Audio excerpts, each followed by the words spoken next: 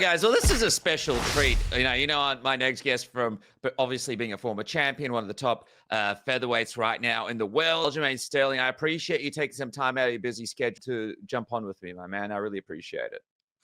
Thanks for having me. So first things first, I know I spoke to John Wood earlier. It was a bit of a rough night at the office yesterday, but I told John Wood it was one of my favorite fights of the year, an absolute battle between Merab and Petr Yan. The toughness and the heart that Merab showed was super crazy. But how are you feeling about the fight? Just not even 24 hours since it was a bit of a crazy battle. I mean, where do you even start? It's 4 title fights in a year, calendar year is not the easiest thing to do. And Merab was trying to chase greatness, trying to accomplish something that no one's ever done before. And he's right there. Super close opportunity. Really good fight, great scrap. The fans were happy. It's just back and forth. Yan landed the better strikes. Merab still, at least from the stat count and from what we were watching, we thought he outlanded him. I guess some of those big strikes, they put a lot more emphasis on those over the other strikes. So it's tough. I'm just glad he's in good spirits. He's not too banged up outside of like no serious injuries. Everything's basically cosmetic.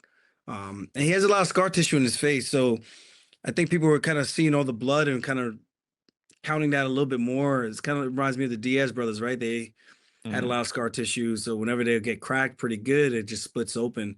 And I think that's kind of something like what he was dealing with in that fight. And of course, Yan does a good job defensively, keeps those hands super high. Even when you punch him cleanly, you're still hitting the glove first. So it's not really showing as much until he's actually trying to throw and you kind of catch him in between. But great fight overall. And I think it's time the champ get some much needed rest and come back strong for 2026. Dude, I saw you obviously in the corner there. You were trying to give Merab advice. Obviously, you've got a win over Petr Yan yourself. Those hands are quite high. I know John Wood was saying to go down to the body, try to establish the takedown. What was going through your mind there as, plan A and plan B kind of weren't really working out like you guys had pre-planned? I guess we were kind of wondering if Merab was seeing something different. At least I was. Because those body punches, man, he's almost put me down a couple of times with those, like just the weeks leading up to this fight. And even the day of and in the back room, like he didn't really, I want to say he didn't at all go to the body, like with his hands like he normally does. And we really feel like that could have probably been a difference maker. Kind of like when the first fight, Yan kept attacking the calf, and then Merab started kicking his leg back, and eventually he hurt him, had him forced to switch into the southpaw stance. This time, Yan was a lot more comfortable in the southpaw stance because he was having a lot more success with that left body kick. And just a couple of technical things we were doing wrong. I think once we look at it and evaluate it together, we'll all kind of see the same thing and be able to make those adjustments relatively quick. And just kind of do some fight walkthroughs, some fight simulations. And I think that's going to be the difference maker to us making adjustments to his adjustments. And I find it hard to believe that version of Merab was the best version. I even feel the back room and even in the morning shakeout, it was just different. A lot of the things he was doing before throughout camp, the new things that he was showing that he was picking up on.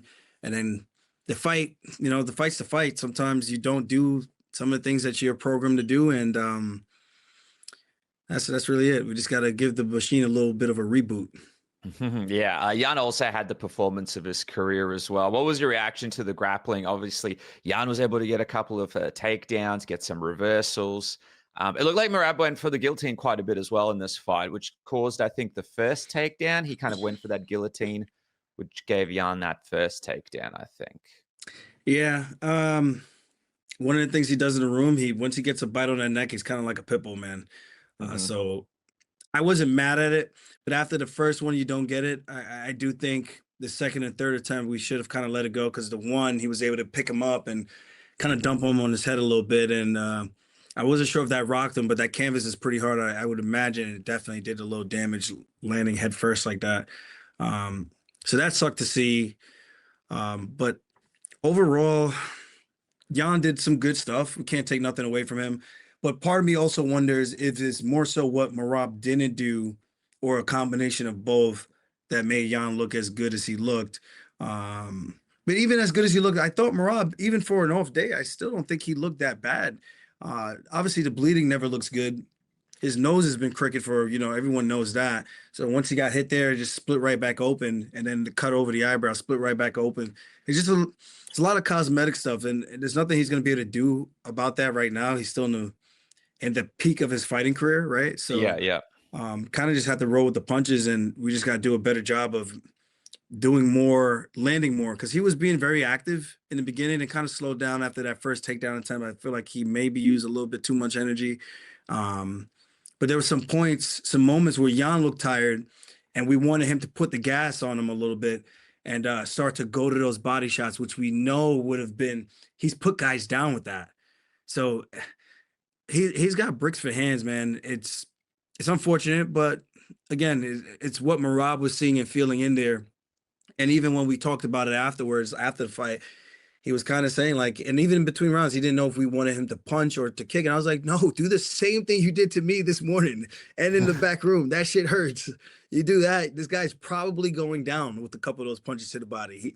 Same thing Yan said, attack the body since it's going to be hard to hit him up top as cleanly as he normally hits guys, right? So Yan made a good adjustment and going to the body a bit more. And I think if you've seen Merab's past fights, the only time you really seen him get hurt was to the body, and really that was the O'Malley fight, that long teep kick, and that leg with O'Malley, since he's so long, he just kind of comes out of nowhere. So yeah, Yan did a good job landing some good strikes and some impactful strikes that kind of changed some moments in some of the rounds. But the Warrior Merab, man, didn't quit, fought through, showed a lot of heart and a lot of toughness just to endure that and come back and still try to push forward to try to capitalize or win the round at least. How crazy was that moment when Yan landed that liver kick and Merab just kind of like, he winced in pain, but he stayed in the fight, just kept going. It was insane, man. A wild Yeah, because I've been hitting the body before and you kind of just want to go down or hold on to something really tight. Like, hey, slow down, buddy, slow down. Yeah. Hey, are you worried at all because of the way things are going with the UFC? Obviously, rankings don't really matter. We've seen some of the matchmaking that has happened. Even with you, where you are right now in the division, are you worried at all that the UFC don't give Merab this rematch and they go with like a Sean O'Malley if he wins at UFC 324 or an Umar if he wins at UFC 324? Because it seems like they're not really following that kind of ranking process that they used to anymore. I'm starting to wonder if they ever followed it. Well, if they weren't following it before, they're absolutely not following it now. Yeah. Definitely you gotta be a little concerned. I mean, obviously I would think a big deciding factor in this would be the turnaround time that Merab would need to heal up properly. And I think he should be waiting to at least April to come back. He might want to come back in March, but I think April will be a good resting period. Let all the scars heal up. Rest the body. This way you can feel fresh, miss it a little bit more, take some time off from training and just do everyday normal things. And that was kind of like the thing with me when I was at a point in my career where I was fighting back to back and battling injuries. I'm like, dude, I just need a little bit of time so I could just be a human, let my body recover, and then I could come back and give the fans my best. Because I do think you start to have diminishing returns on the fights and the performances. They don't look as good as they should have looked. And if anyone's watched, I guess I was just using me as an example. I've watched my fights from the past versus to when I became the champ. I start to slow down a bit. It's just these things happen, all these injuries, my wrist, my neck, just not easy stuff to deal with when you're trying to bounce back really, really quickly and jump back in there.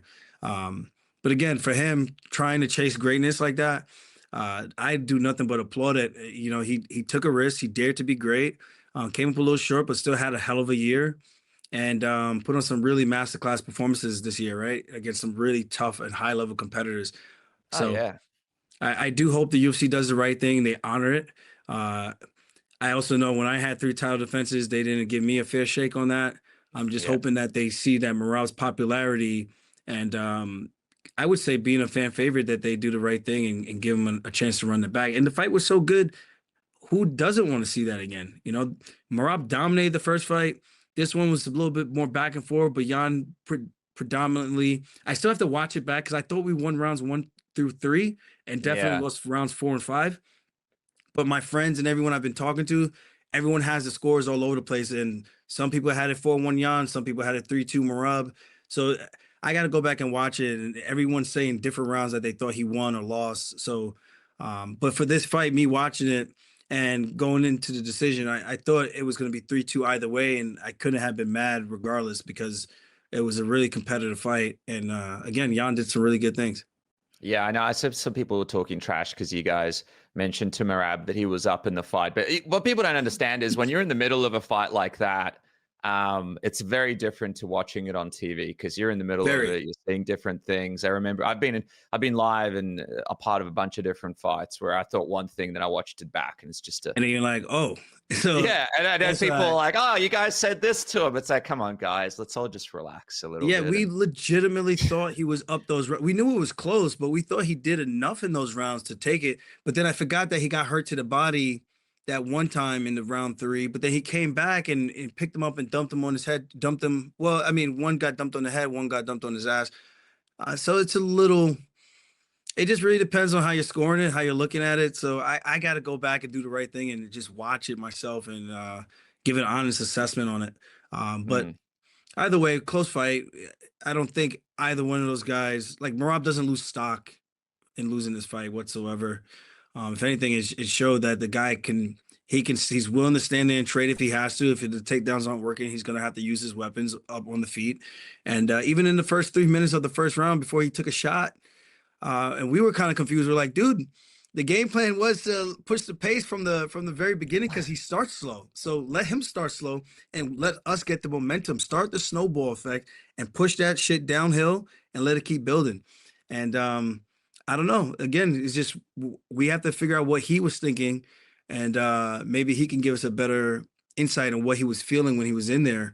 Because I just don't think from what we saw in the back room, the morning shakeout, the week of what was it last week where he's doing his sparring, it just didn't look like the same intensity. The setups didn't look anywhere near the same. They were very they were a lot more predictable.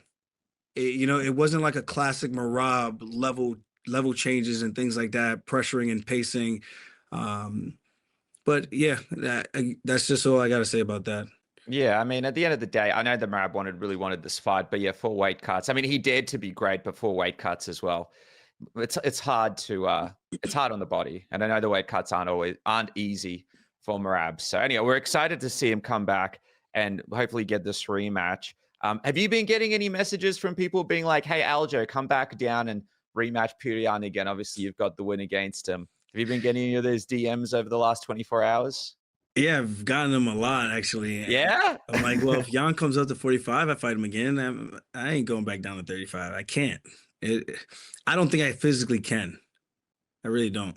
But yeah, if he ever wanted to come up and have a fun fight, I'll be here. We could settle the rubber match. 'Cause technically, I still kind of look at that first one like it's closer to a draw. Like I won on the technicality, but I botched that rehydration so bad, and that just was such poor form.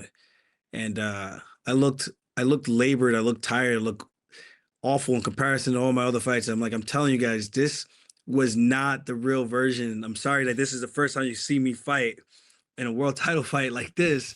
But hopefully you could go back and watch some of my other fights and realize how I've gotten here, right? So Yeah. that's all you can do. Speaking of you right now, man, craziness in your division. Diego Lopes getting this rematch with Alex Volkanovski in Sydney. People are happy to see Alex Volkanovski back, obviously, in Sydney for potentially his retirement fight. Who knows how long he's got left. But Diego Lopes, that's got people kind of scratching their heads a little bit, right? Because obviously he just fought him. It was a pretty dominant performance from Alex Volkanovski. Even though one of his eyes was compromised, he was still able to basically figure out Diego pretty easily. And there we had Movsar, we had Murphy, and then we had you, right? And people are wondering why one of these fights didn't come through. What was your reaction when you saw Lopes was the next man up? And are you disappointed that UFC didn't even kind of think about you in this scenario? Because that would have been a pretty sweet fight, you and Volk in Sydney. Yeah, I think it really would have been a great fight, especially stylistically. I don't think he's ever fought a wrestler who could push the pace that I do. And of course, there's Movsar, but Movsar is just really a takedown artist. I actually got the takedowns plus the submission threat. So I think I'm a little bit different of a caveat for Volkanovski to figure out. And we did train with each other in Thailand, got to spend some time, hang out. I did his Cooking with Volk show. Really nice dude. Love Joe, love his team. Just a great group of guys. But for legacy, I felt like it would have made more sense for Volkanovski to get either try to get a win over me or get a win over an undefeated no, I don't want to say prospect anymore, but undefeated fighter in Lerone Murphy or even a Movsar. I think that does more for his career and his legacy with those fights than it does rematching Diego after he just fought him. Yeah, Diego won and got an impressive knockout. I was definitely perplexed by the whole thing. I get it with the new Paramount deal from a business standpoint. They probably wanted to introduce the new additional viewers that maybe don't watch MMA. Probably get them to watch a barn burner fight, or not even a barn burner fight, but at least a guy who's going to come forward and he's going to throw a lot, right? So I get that aspect of it, but it's also like the messaging that you give to these viewers are like, what is it actually that we just put together fights and whatever? I mean, it's the UFC company. They're going to do what the UFC does, and that's whatever suits them best. All I could do is hope that my name is next on the list. So. Yeah, it's crazy because there's been a fair bit of backlash, even for people in Australia, even from people in Sydney. You know, everyone's excited to see Volk, but no one really wants to see the Lopes rematch. From your perspective, how different do you think it looks, this rematch between Lopes and Volk? Do you think it's similar? Do you think Volk kind of dominates him even more here? What do you think it looks like? I hope Volk wins. I'm going to make sure I say that. But part of me feels like Diego did have a moment or two where he was able to crack Volk. Volk's chin is not what it used to be. So I'm going to say his durability is definitely not the same with those two big, brutal knockouts back to back. So with that said, you get past a dangerous, heavy-handed striker the first time. Yeah, you definitely won pretty convincingly, pretty dominantly. But now you got to take that puncher's chance with this guy again for another 25 minutes. And I kind of lean towards Diego getting the upset. But kudos to him, he just taking what the UFC gave him. But it just sucks because that's not the fight to make. And if I'm Volk, I'm surprised he didn't give a little more pushback on it. And I know he's whoever, anytime, anywhere, kind of a guy. But I mean, at this point, I would imagine if I were him, I would be fighting from like the remains of my legacy. I would want to get something that's going to mean something. Not just say I'm taking another risky fight. At that point, just fight Gene Silva coming off of a loss. You know what I mean? It's like if you want to fight someone who's entertaining, throw that guy in the mix. But the whole point is it's supposed to be the guys who are riding win streaks, get the fans some momentum, something excited to be to want to watch, and give us somewhat of a storyline. That's why I got into it. It's like it's not WWE, but it's something about a good storyline when someone comes up, they battle back, like Petr Yan, just won 3 fights to get back after being winless for what, 2.5 years, maybe 3, and then comes back and wins the title again. Like fans could get behind a storyline like that. Like, oh man, this guy, we thought he was gonna be the champ for a long time. Then he did something stupid, and then he ended up losing to this guy and then that guy. It's like, oh man, then you lose hope on the guy. Then he comes back, he rattles back 3 big wins, gets the fans excited again.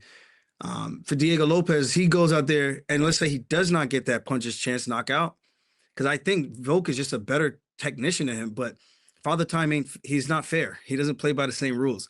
So if he does lose, where does he go from there?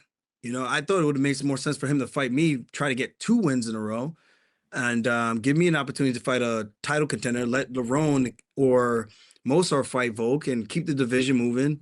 Maybe Volk would have probably stuck around for a fight or two after, but this might just be, depending on how this fight goes, it might just be his last one. Yeah, it's actually very well said, man. I think there's actually a lot to lose for Lopez here. You lose to Volk twice in a row. You lose a lot. And also for Volk here, like you said, legacy-wise, exactly right. Like, what is there to gain? You just beat Lopez. Murphy, you would have been fantastic. I was talking to Volk's coach, Joe Lopez, and he told me that, hey, maybe this could be the retirement. If it's not, I'd like to see Volk hang around and fight other legends of the sport. Are you hoping that things work out, that you get a crack at him for that belt before he retires? It would be really a big bummer if, he hangs it up before you guys get a chance to mix it up. Yeah, and hopefully, I get another fight, I get a win, and I show that I earned it. I've always been the guy who had to fight for everything, so I'm okay with earning my title shot. That's fine. It's kind of the one that got away because, I got rushed into that O'Malley fight, and I came up short, rolled the dice, tried to be the company guy, and it backfired on me. Try to make a 3-month turnaround, which was just crazy for a guy who cuts 35 pounds to get down to 35 after a 5-round war. And at the presser, we were talking about this. Had I had beaten O'Malley, I would have had a chance to get an automatic shot at the champ at 145, which would have been very enticing, right? It would have been a cool moment for two guys who defended their belts multiple times. But it got away from me. I lost. So it is what it is. Hopefully I could get another win, make it convincing enough, and hopefully a finish. And the UFC realizes, like, hey, this is probably a fight we should make. Let's give both these guys what they want. Granted, everything kind of aligns with Volk's side and my side. And I'm hoping he does his job. I'm gonna try my best to do my job.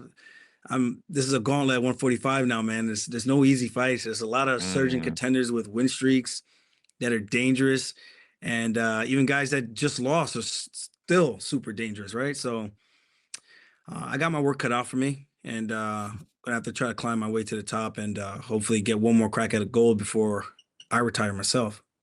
Hey guys, before the interview continues, I just want to thank my sponsors for making the show possible. I'm going to keep it quick, but I want you guys to please support these guys. I've got the Manscaped, of course. Manscaped Lawnmower 5.0 Ultra is your go-to. But of course, they've got your performance package where you can jump on right now and check out, which makes the perfect gift this holiday season. So jump on to manscaped.com. Check out all the great products, including the performance package, the beard hedger, the weed whacker, and of course the lawnmower, and get sorted for this festive holiday season thanks to Manscaped. And don't forget, you get 15% off and free shipping thanks to Manscaped now. That's 15% off and free shipping thanks to Manscaped now. Please support the guys because they support the show, and get the perfect Christmas gift right now. Also want to shout out NordVPN that are giving you guys 4 free months in their 2-year plan. You could click the link below. NordVPN will make sure that you guys are secured and sorted for the best VPN out there. They have the best app out there. Get cheaper flights, better deals on rental cars, and have access to videos and streaming services and sports all around the world at the click of your fingertips. Simply change your geolocation to another country and get the discounts. That includes cheaper signups for things like NBA League Pass and all sorts of other things. NordVPN has you sorted. Click the link below and get the best VPN out there today. That's nordvpn.com/submission. Click that now and get that 4 months free on the 2-year plan. You won't regret it. Best VPN in the game. And if you guys are traveling this holiday season, please jump on Saley right now. It is the best eSIM that you can use, that you could find. Saley is actually owned by NordVPN, so it has all the threat protection features that you love from NordVPN, but it gives you access to using your phone wherever you are in the world. Simply update it and add credits as you go. No need for new SIM cards lining up in airports or having Wi-Fi's steal all your personal information. Saley.com/submission. Go there right now. If you guys are traveling, that is your go-to place for your eSIM wherever you go in the world. Stay connected on your phone thanks to Saley, and get 15% off with the code submission. So jump on right now. Try it today. You're not going to regret it. And trust me when I tell you, avoid those additional SIM cards. Avoid those public Wi-Fi. Saley has you sorted. And now, boom, boom, it's back to the program. Dude, I would have loved to just see, Diego Lopes fight Yair Rodriguez or something, and then maybe you or someone else gets a Alex Volkanovski fight. But right now you're in this position where I don't know. It sounds like Movsar might fight Murphy, but you wanted to fight Murphy, is that right? You kind of put your hand up. You wanted to take on Murphy. Have you heard anything from the UFC? Is that the fight that you're gunning for? Hopefully, Murphy. I mean, that's the fight I think makes sense if Mm, pending what happens with Movsar, right? Maybe he's yeah, the next guy regardless. Or maybe if Volk wins, maybe Movsar and Murphy end up fighting for the vacant title. I don't know. There's so many different ways that this could play out. yeah, Or the UFC could throw a monkey wrench in the whole thing again and just go, whatever. We'll put Gene Silva in there if he beats Arnold Allen. Like it's just you just really that's don't right. know. At this point, it's more about the entertainment. It's not really about this. I mean, skills matter too, but um, rankings doesn't matter how many fights you got. As long as they think you can fight and you're entertaining, they'll throw you in there. And um, they, I just feel the grapplers get the short end of the stick sometimes with this sport. And even in my last fight, I have a completely pretty much stand up fight. I throw a spinning elbow, which should have knocked almost anybody out if I landed with the elbow, not the tricep. Um, and I fought 10 minutes with one arm, and people still complain. And like, dude, damned if I do, damned if I don't. I give you a striking fight, you complain. I give you a grappling fight, you complain. There's no winning. So at this point, it's always been just like do. At the end of the day, it's just win. Do what you got to Yeah, do to yeah. win. Dude, at the end of the day, everyone just, oh, we don't like this guy. And then it's like he doesn't get a shot. Oh, why didn't this guy get a shot? Like, no one's happy about anything these days. Like, I've Yeah. definitely noticed a switch in the culture a little bit sometimes where it's a little bit more toxic. All right. But in terms of returns, man, do you have a timeline? When do you want to be back ideally? Maybe you and Yair Rodriguez, that could be a good fight as well if Movsar and Murphy end up mixing it up. Yeah, I mean, I'm down to fight anyone who's ranked higher than me. Mm, I mean, that's ideal, right? I mean, whoever they give me is whoever they give me. I've never been one to say no. Um, so Yair would be good. Murphy would be great. Even if they wanted me to do another rematch with Movsar, we could do it again. Maybe this time over 5 rounds. And if it's